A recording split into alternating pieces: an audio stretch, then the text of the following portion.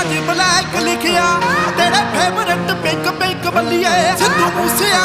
ਵਾਲਾ ਨਾਮ ਸੁਣੀਦਾ ਮਾਮੇ ਕਹਿੰਦੇ ਨਾਲ ਜੋੜਦੇ ਆ ਲਿੰਕ ਬੱਲੀਏ